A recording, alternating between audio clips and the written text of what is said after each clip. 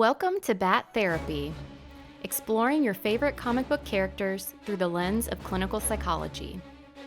Be a fly on the wall or a bat in the cave, listening in on a friendship built out of a love for talking Batman, comics, and the everyday struggle to achieve mental health and happiness.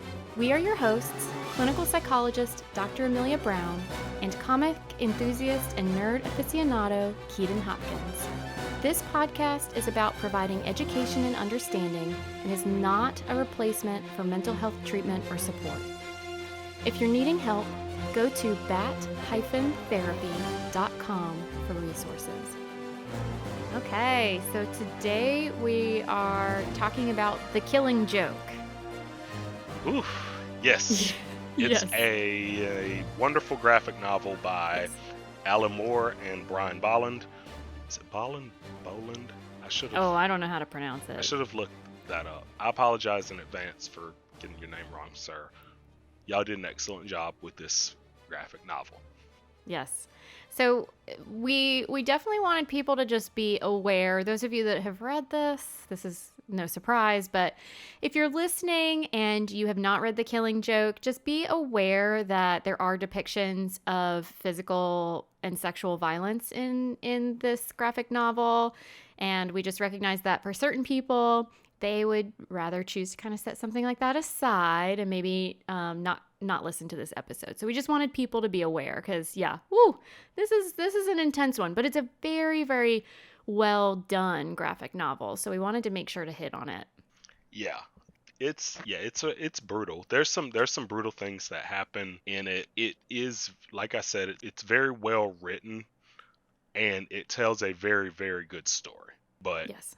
it's pretty heavy. It hits pretty heavy and it does a lot of different things that I had never seen Batman or the Joker do, because at one point you see Joker get really serious, and then at another point you see Batman pleading, which is something that is very, very unusual, and that's how the comic opens. It's something I had never seen before in a comic. Batman's just walking through to the interrogation room where the Joker's being held, and he's pleading with Joker, like, listen, can we stop this? Because we both know that eventually the battles that we're having is going to end up with either one of us or both of us dead. We're going to have to stop this. It is interesting because usually Batman doesn't mind putting his life on the line. He jumps in to a point where you're like, is it healthy? Right? Like he tends to be someone who jumps in and says, okay, whatever the price is, the price is. But yeah, in this storyline, they approach it a little differently. And he actually pauses and says, hey, let's try something different. The normal vengeance fighting with the Joker, this isn't working. And we know this is leading in a very, very dark way. And similarly, the Joker, like you were saying, is very different in this storyline as well. I mean, you get some backstory in a way that you usually don't get for the Joker. And I mean, he's all about talking about chaos, but I actually find him less chaotic than usual, a clearer plot. Yes. He has this cause and effect he's trying to create that is more linear than usual, at least from my perspective in looking at his character. I completely agree. It's not the maniacal, I don't have a plan of any kind Joker. He's very articulate. And what's funny is even when they give the Joker backstory, there's that line he says at one point in the comic, and he says, sometimes I remember it one way, sometimes another. If I'm going to have a pass, I prefer it to be multiple choice.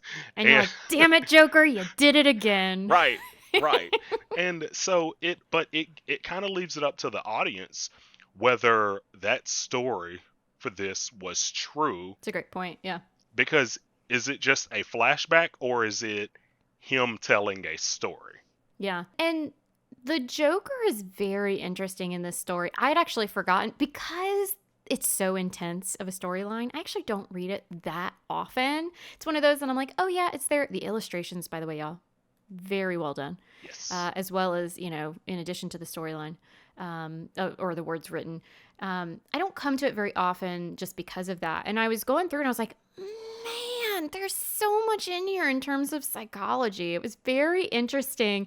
I mean, the Joker's just throwing stuff out left and right that is so interesting Yes. to delve into because yes, even in this linear story, even in this cause and effect he's trying to have, there are those question marks and the uncertainties. And even though he's selling a message actually in a way that I think a lot of people would buy it, it doesn't work out the way he planned it. No, it doesn't. It doesn't. And there's a lot of victims in Yeah. this. And I've never once really felt bad for the Joker. Like I'm sitting here thinking back on all of the different stories that we've had, Mm. whether it's the Batman the animated series or anything in like movies wise, whether it was Jack Nicholson's Joker, Heath Ledger's Joker, Jared Leto's Joker. I've never once been in a place where I said, "Man, I really feel bad Mm. for that There, character." you know, the Joaquin Phoenix version comes Okay, I take very that back. actually, it seems they took some semblances from this, that kind of humanizing of the character. But I totally agree with you that it seems like all of the portrayals of Joker, aside from these two, and I'm sure there are others out there, and you guys can share them with us, please do. But most of them, yeah, don't take that human approach, and I agree. It even though he lends this question mark to his past, you see this person who is wanting to be successful. It has a family about to come to fruition, and literally everything falls apart on him. Yes. And and through this storyline, for those of you who aren't as familiar or if you're rusty on it, the Joker ends up essentially pushing past his normal violence and making it a lot more personal. Like a lot of times he does a lot of murder and mayhem, but this time it's very personal and focused on Commissioner Gordon. It is. And it's all trying to show that anyone with a bad enough day will end up embracing chaos and becoming the Joker. So he's essentially trying to play out what he sees as his own kind of past and history playing out in someone else to show, see, look, it's all about embracing chaos. Everyone's capable of this. Yeah, and at one point, Joker's even talking to Batman like, I understand, like you've been through something too. Oh, yeah. I know it. I know, I can tell you've been through something, and I don't know what it is. Maybe your family got killed by the mob or something, but we're on the same level, and you're just a little bit behind me.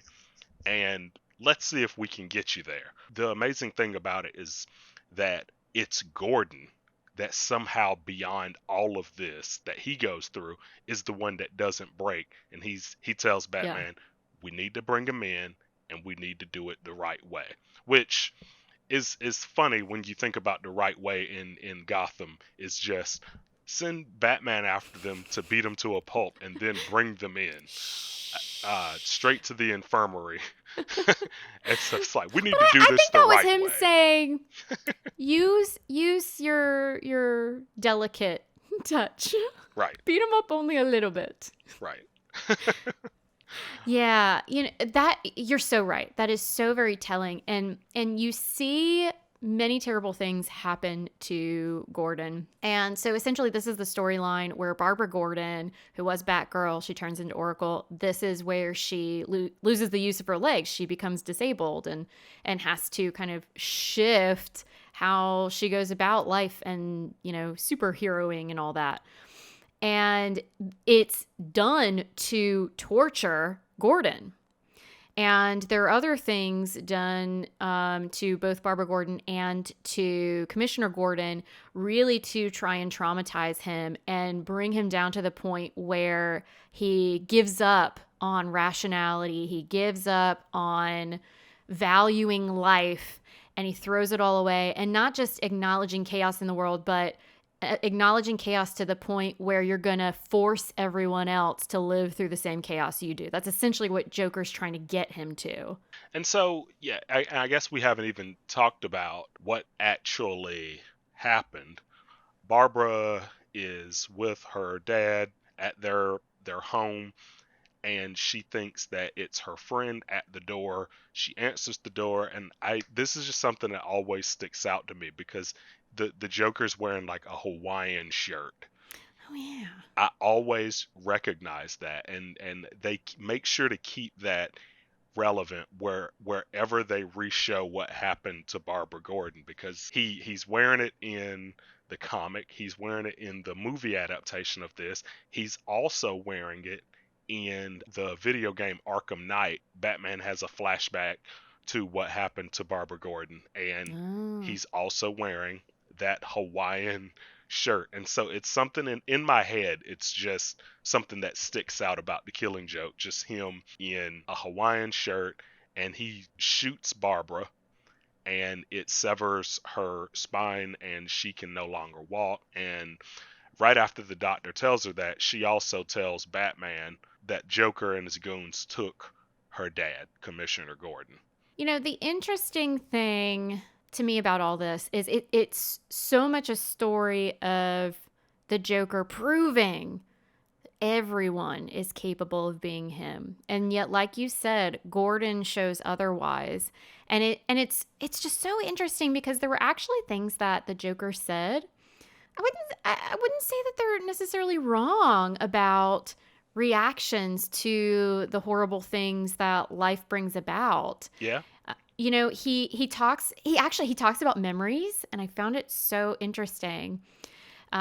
He said, but can we live without memories? Memories are what our reason is based upon. If we can't face them, we deny reason itself. Although why not? We aren't contractually tied down to rationality. Madness is the emergency exit. And so what's so interesting to me about this is memories can be incredibly difficult and painful to process through. And there are times where the brain and the body, it's just struggling to process, and it does look for an emergency exit. And from the outside, it can look like madness. But there's actually a psychologist with her own mental health lived experience. She has experiences with like hearing voices and stuff. Yes. And she's known for saying voices were a sane reaction to insane circumstances. Oh, wow.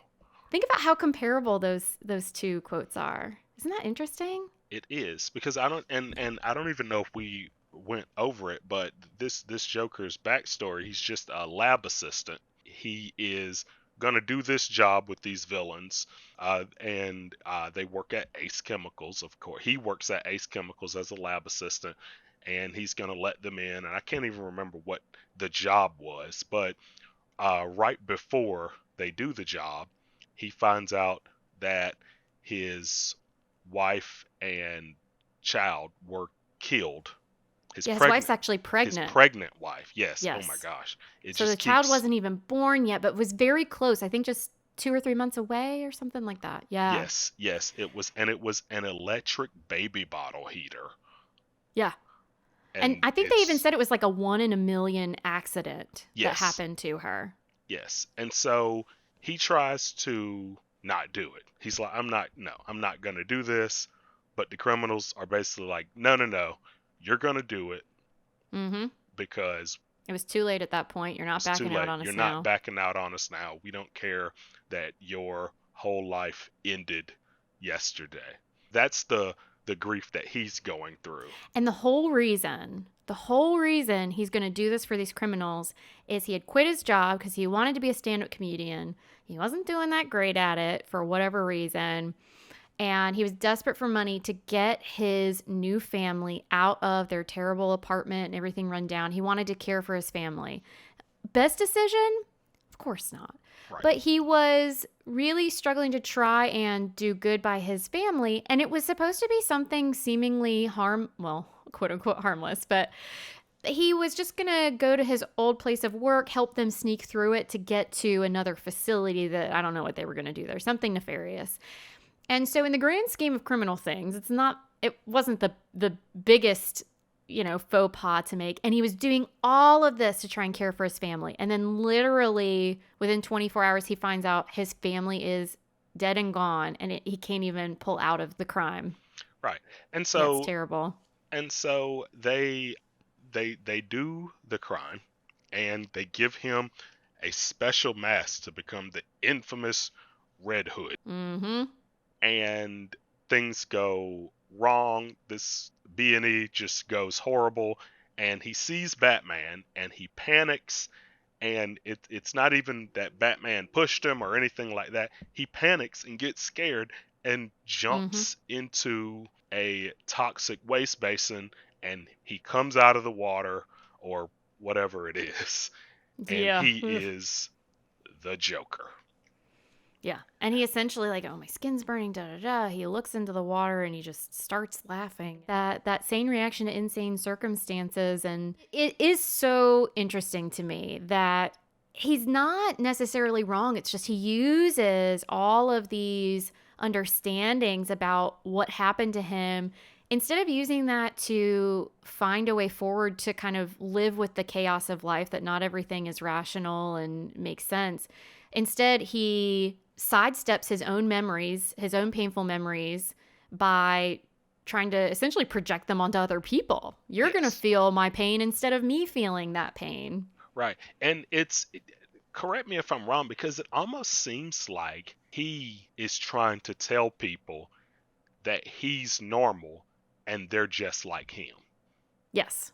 It's a very good point you made about the memories, because the only memories he has seemingly are bad, because it's every because they don't really talk about his childhood too much and all that, but everything he's doing he was doing for his family dies, and then after that he still tries to go through with this plan, and he ends up disfigured, and now he is the Joker. So whatever there was of his normal life, it's nothing but darkness. And the thing is that it's sad because he is so close, it seems like, to the answer. Where it's true. If you want to see life as completely rational and making complete sense, that actually it doesn't work. You are living in a fantasy world, and you're probably going to struggle because of it if anything gets out of whack. If any slight little thing doesn't line up, you're going to really struggle because you believe it all should just be in place. We've got to be able to be open to the chaos of life, the unexplained, the things that come our way.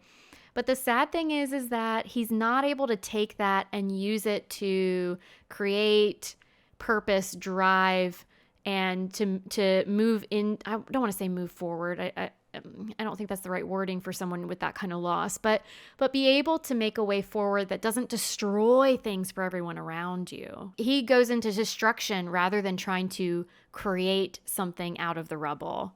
What's so interesting is I think back on it, and it's funny because, like you said, he kind of has a point where anybody can have a bad enough day, but the difference is they don't become the Joker. Yep. I feel like it's temporary, and it's temporary, and you end up calming down. Like, for example, there was one day I had a presentation to give, my jump drive broke. Ugh. It was raining outside, mud Yep. got on my outfit. I get in the car, I have a flat tire, it's pouring down rain, and I get out of the car, and there's no spare. Mm. I had forgotten that I didn't have a spare in the car. And so at that point, I just started laughing. Because I'm like, are you kidding me right now? Like, this is the worst day ever. And I'm just in Uh-huh. the rain and I'm laughing. And of course, when I'm rereading this, I was just like, huh. I mean, I didn't stay laughing. Like, Yeah. it was temporary, and Yeah. I felt completely crazy, but it was temporary, Yeah. right? It was Now, almost granted, like a oh, what were it, you gonna say? I was gonna say it was, and I'm not sure if this is the correct term, and so, but because this is your area, it was almost like a bout of mania. Mm. So not the correct term, All right, but yep, I get where you're I going with. tried. um, yeah. So mania is like a days long kind of different change in the brain that you can't cleanly connect to the circumstances around you. Okay. However, you're talking about to some things that can kind of be similar, where you have this kind of inexplicable high energy that doesn't necessarily relate to the things going on around you, and it can energize you in a way that isn't always helpful, actually.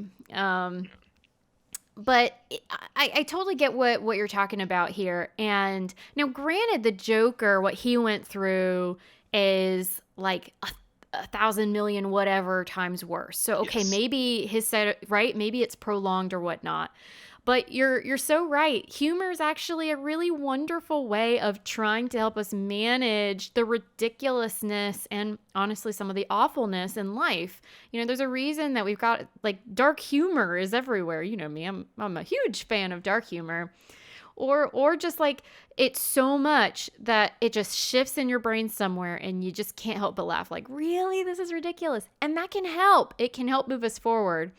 But for him, yeah, something triggers and it never ends.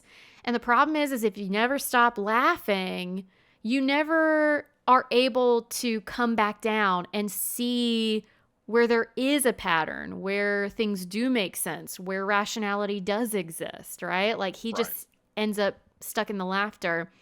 And yeah, he seems really intent on other people being able to relate to this or being able to say, "Hey, look, it's not just me." And that's an interesting thing. I'm not sure where that might be coming from. Right. And so, yeah, he is on a mission. He's on a warpath where he is just, I'm going to push people to my level. Because at one point, he kidnaps Commissioner Gordon and he wakes up and he's like, "What am I doing here?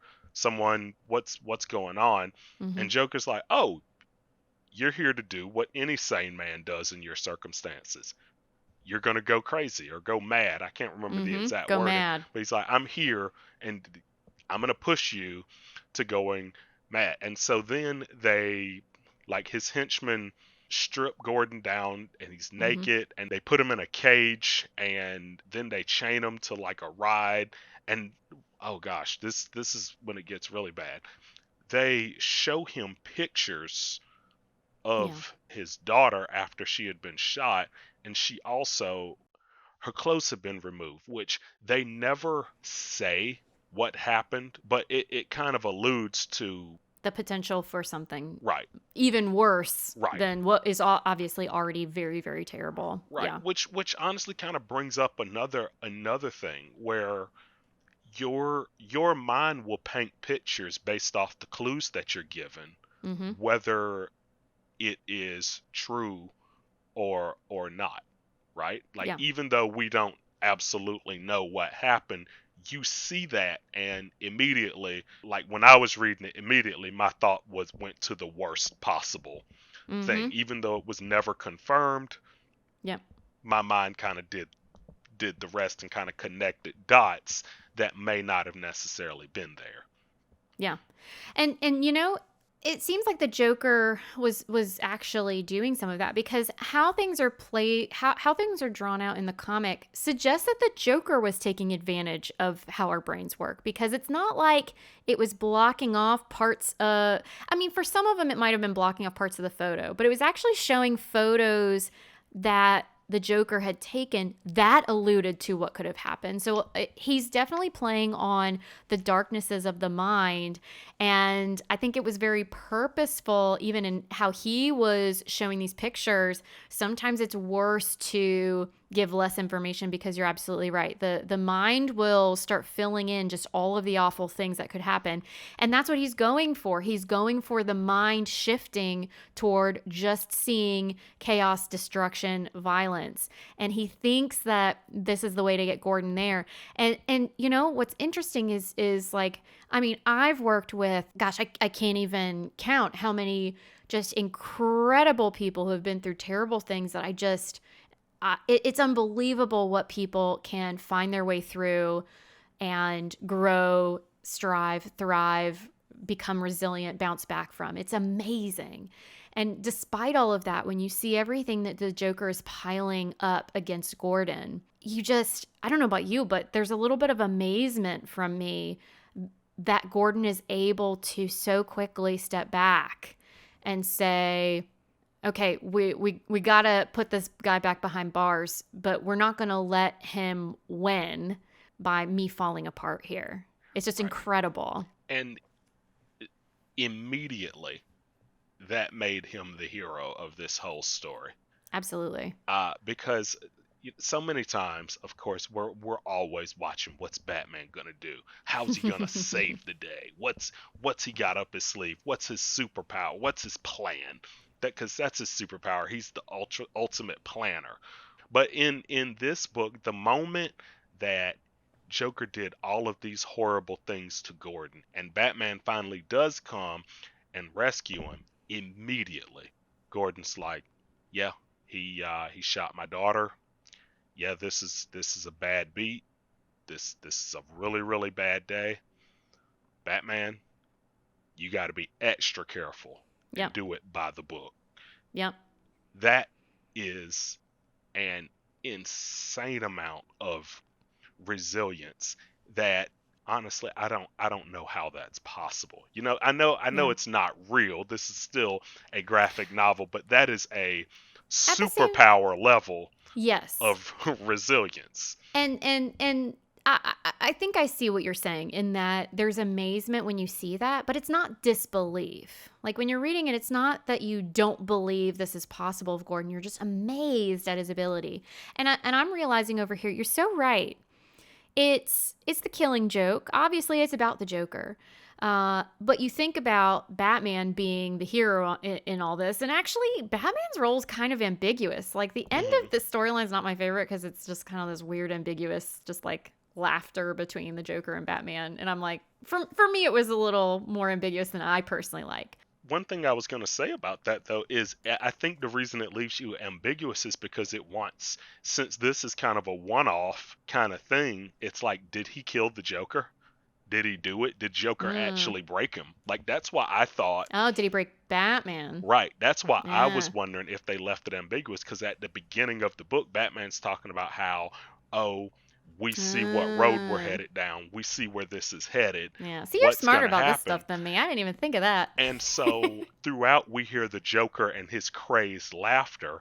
And suddenly at the very end, here's Batman joining in with the laughter. And then it cuts to black, right? And you're so right that Gordon is the superhero here. Yeah.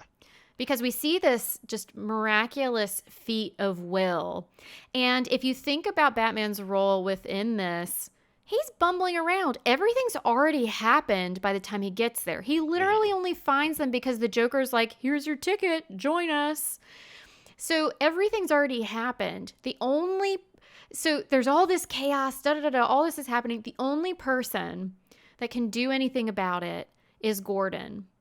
And Gordon chooses, he can't, no matter what he does, it's not going to change what the Joker has done to him. And I agree with you. It's amazing that he's able to kind of do it as quickly as he does here, because I think for a lot of us, it would take a lot to get to this point. But all of that's already happened. And he's like, okay, right now, I'm in a bad state, but let's hold it together. Let's get through this next bit. And you know what? If we let the chaos win, it just adds more chaos to the world. Right. Let's not add more chaos to what's already there. Right. I can't handle more chaos. It's probably what he's thinking. I can't handle any more chaos. This is what I have control over. Yeah. And so after that, Batman goes after him, and then it's like Joker kind of cracks his knuckles because it's like, all right, Batman, it's your turn. You're on deck. And he starts poking at him, and it's one of those things where I have to ask, because one of the things I recognized here is it seems like it was easier for him to come after Batman given his known trauma that he had already picked up on. Like, he didn't know for certain what happened to Batman, but he knew something happened to you to get you to this point, and that's exactly what he poked at, which is one of those things where when you think about trauma and people experiencing it, so many times it is viewed as it seems like as a weakness Mm. instead of something that people overcome. It seems like it's always viewed as something that people are suffering from. Yeah. It's why language is very important. And it's tricky because different people relate to different language around things. So like I've seen a number of things from people who've lived through trauma who sometimes are kind of like, you know what? Don't call it a strength because I just was forced to experience this thing and lived through it, right? I have to live in spite of it. Other people, there are terms like survivor versus victim, Yeah, right? Because victim is emphasizing what was done to you that you had no choice about. Surviving is showing the strength that's required after the fact, right? During and after the fact of these things.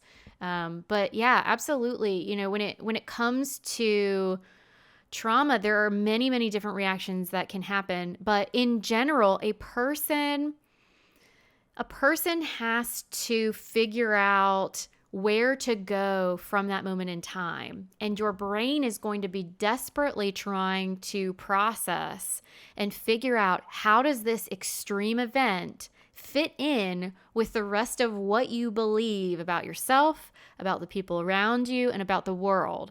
And some brains really struggle to process that information. But no matter what, I totally agree with you. Whether you're able to come out of trauma relatively unscathed or whether you struggle with it for years, there's an incredible strength that a person has to have. And you get there's an understanding and a lot of times an empathy for the people around you that can be formed that I just haven't seen rivaled by anyone else. Because sometimes you see such terrible things, it also helps you appreciate such wonderful things. And the right. problem with the Joker, he never got that second part. He didn't, and he's lashing out and he's hurting everyone in this that he comes into contact with. Barbara, Jim Gordon, Batman. And what's interesting about this is Batman coming into this is seeing himself as a failure for the fact that this happened. Like when it comes to Batman, I've always viewed Batman as the guy. Like when we think about superheroes, we always think about, wow, they've saved so many people. I feel like Batman is one of those guys that doesn't count the number of people he's saved. He's only counted his losses, the ones that Agreed. he did not 100%. he did not save. So he's going into this battle with the Joker already feeling like he lost this. Yeah. Yeah. I think you're totally right. And this is another actually really great example when it comes to the brain trying to make sense of information. And some people process information in a way where they focus more on the positives and some people focus more on the negatives. So the interesting thing, because actually when I was in grad school, I was going to do my thesis on pessimists. But unfortunately, someone beat me to the punch with what I was gonna research. But I looked at a bunch of stuff, and it was really interesting because there are people who are optimistic in how they think, and they essentially the glass half full people. I'm oversimplifying, but the glass Yes. half full people. And then you have the glass half empty people, the pessimists. And people think, or they have thought, that pessimism, like being pessimistic, is a problem. So what they were trying to do is, okay, let's make pessimists more like optimists. But that didn't really work. And so it was actually more about making sure that if you're looking at glass half empty, that you're doing it in a helpful way. You're looking at it in terms of, okay, there's a loss here, there's something missing here. I'm using that to build up to filling that up. Right? I'm Right. going to fill the cup. That's why I'm looking at it half empty. I'm figuring out how to move forward. And often Batman's able to do that. But I think you're right. The story is suggesting that in this case, he's not able to do that. And that's why he ends up with this maniacal laughter at the end. Right. At the very end, he's just laughing maniacally, and they don't touch on it in this graphic novel. They do touch on it a little bit in the Killing Joke movie. After Barbara Gordon is shot, she has her very own story after this, because she, much like her father, is extremely resilient, and she continues doing her best as the hero Oracle. Because Yes. if you don't know, Barbara Gordon was Batgirl before she was shot by the Joker and paralyzed, and she discontinued being Batgirl and she became the character Oracle. Which, in my humble opinion, was a much cooler character. She was very cool, and a lot of people don't realize this. Barbara Gordon is one of the smartest people in the DC universe. She's absolutely Yeah. brilliant as far as a planner, as far as technology goes. She's absolutely brilliant. And when it comes to the Batman family of superheroes, between her and Tim Drake, they really carry the IQ of Mm-hmm.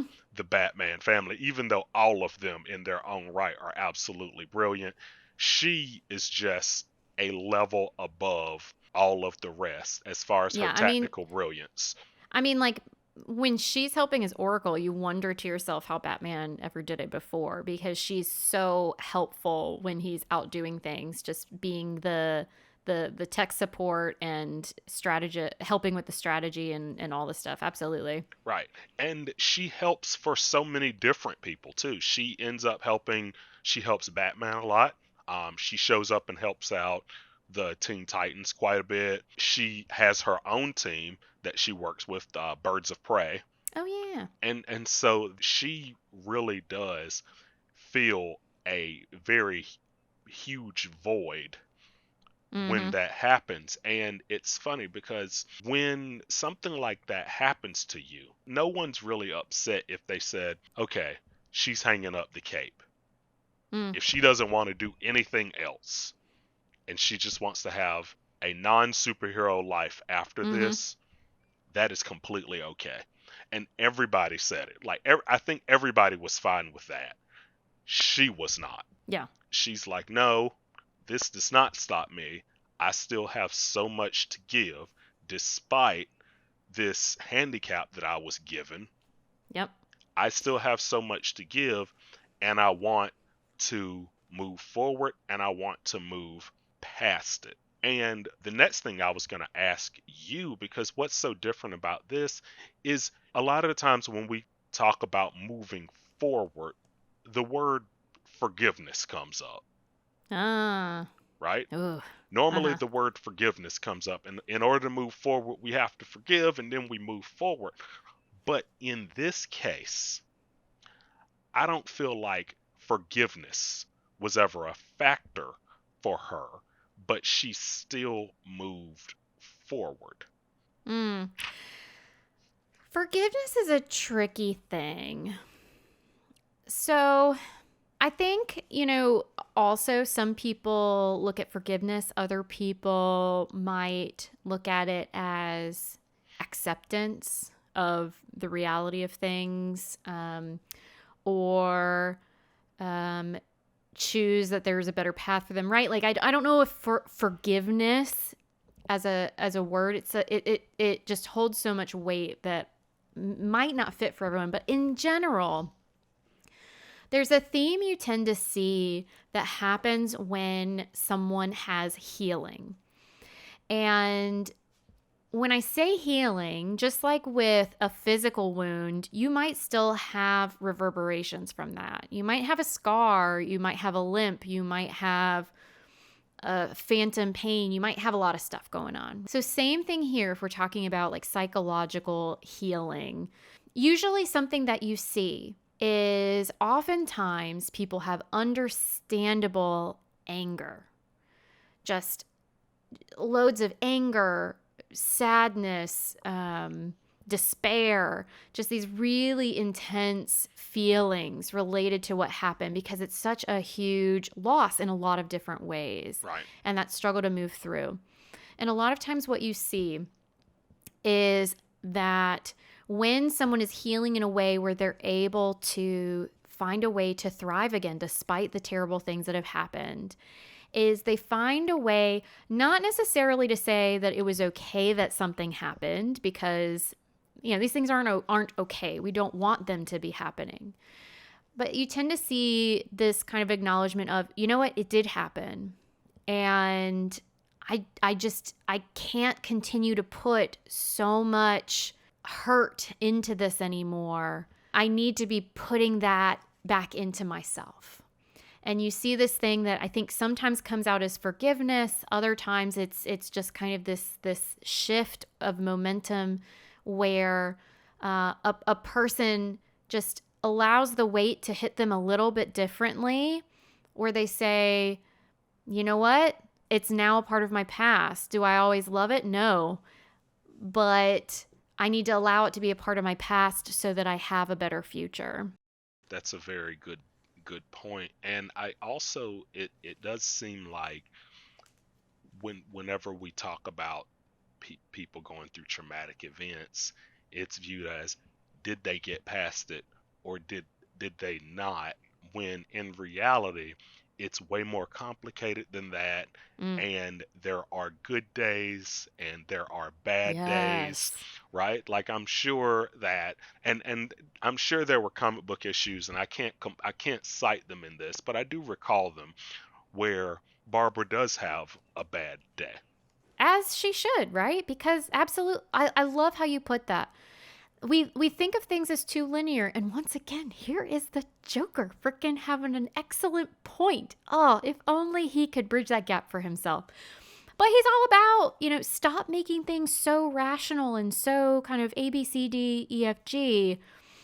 And I think this is a great point to that, where you're absolutely right. We try and make these things like so linear, and we move past it and this, that, and the other. You know what? Even like in physics and all of these other things, we're learning that time and just everything's not as simple as our minds have to make it for us to comprehend what's right in front of us. So I love what you said about, yeah, she's going to have bad days again. And she's going to have good days again. And it's not always going to make complete sense. And if you can find a way to be okay with that, you can actually make the most of it. And the closeout of this graphic novel was just really, really powerful, because Batman does eventually catch up with the Joker, Mm-hmm. and the Joker's poking at him, and Batman's just like, nope, not hearing it, not having it. And the Joker's like, all right, fine, go ahead, beat me up. You got me. I don't have any bullets. Just go ahead, do your thing. And Batman legitimately, and this honestly surprised me, he just says no. And this is a quote. It says, no, not this time. I don't want to hurt you. I don't want either of us to end up killing the other, but we're running out of alternatives. Perhaps it all hinges on tonight. I don't know what it was that bent your life out of shape, but maybe I've been there too. Maybe we could work together.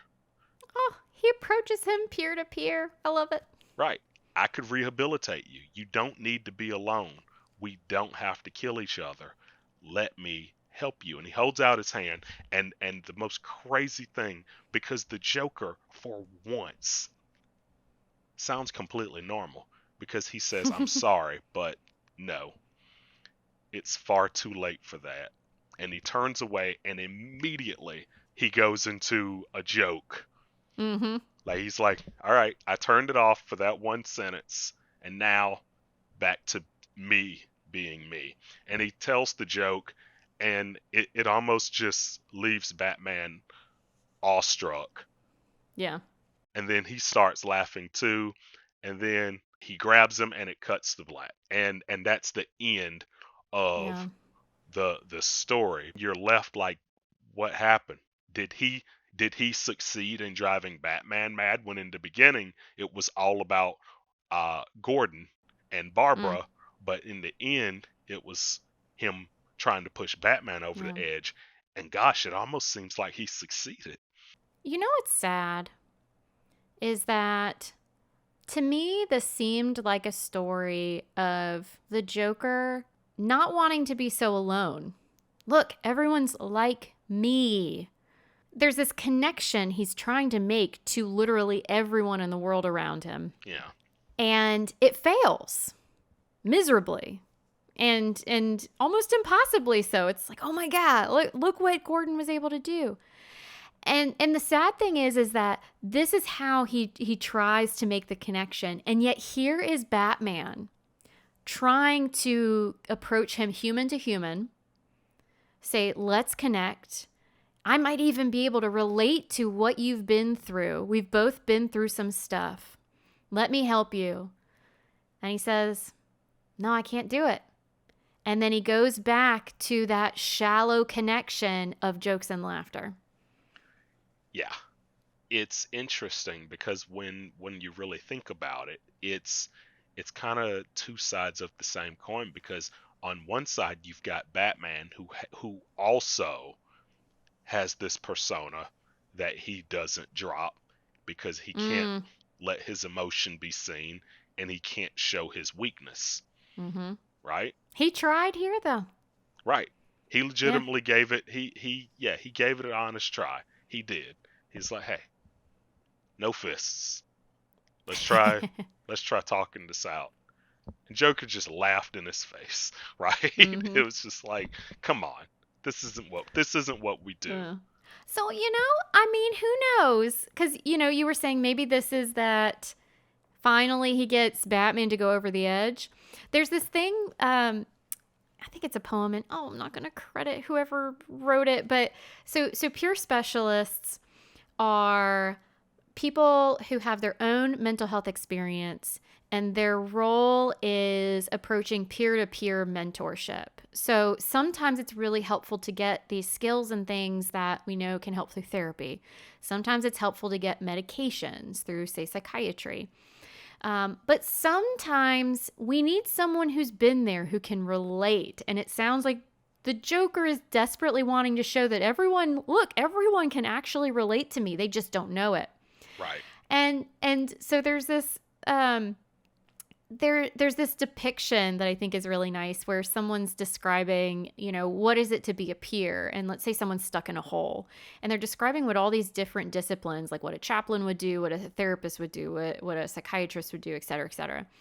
And then they describe the peer. Everyone else is like up at the top of the hole, like reaching down or talking to the person, and the person's still in the hole. The peer gets in the hole and says, here, let me show you what I used when I was in a hole to get out.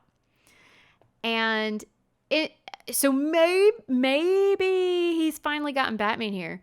Or maybe Batman's trying to climb a little bit in the hole, not too far, but climb a little bit in the hole. So, hey, maybe at some point in the future, I can show the Joker the way to climb out. I don't know. Is it kind of like the difference between sympathy and empathy? Is it kind of like that, where one is, I feel bad for you, and the other one is like, I legitimately know how you feel? Yes. There really is something to be said for, like, sometimes people are very sensitive to if you say, I understand.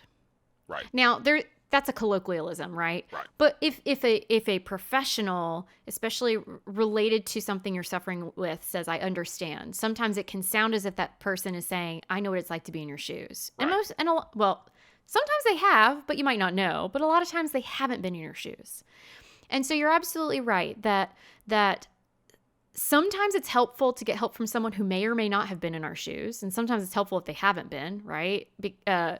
It can be helpful because they can kind of take a step back in a different way.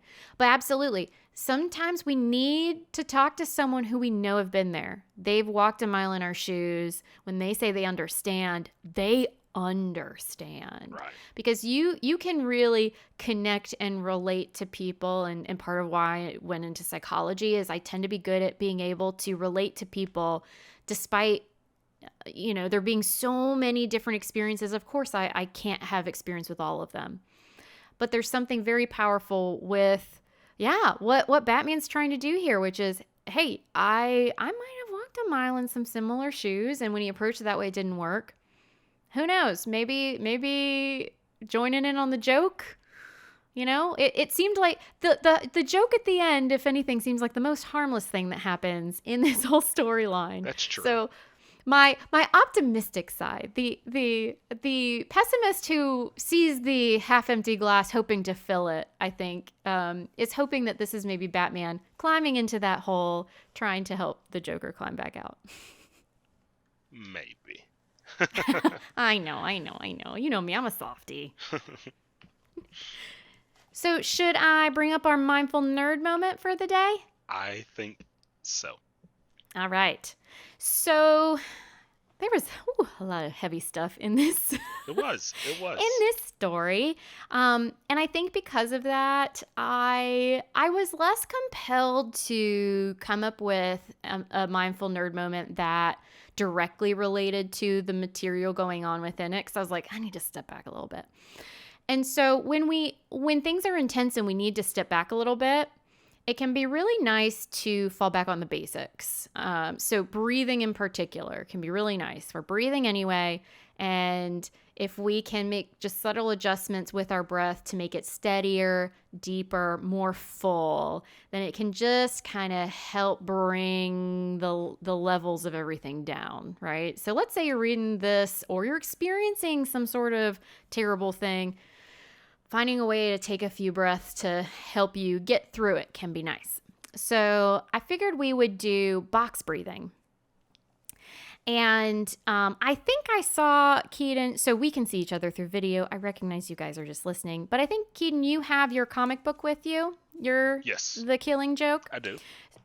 So if you can look at that, and for people listening, if you have one, go for it. But essentially we're looking for like a rectangle or a square of some sort, and conveniently these shapes are everywhere.